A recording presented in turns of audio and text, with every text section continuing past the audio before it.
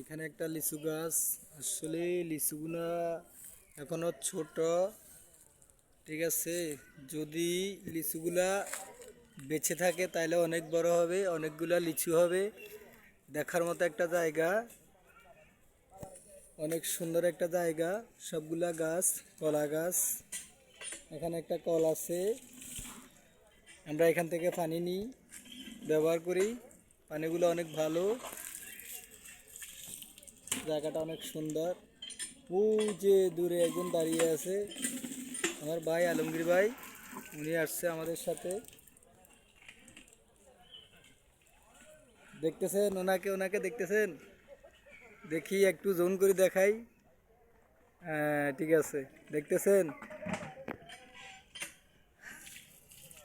এটা হচ্ছে বিয়ে বাড়ি, আমরা ওইখানে আসছি।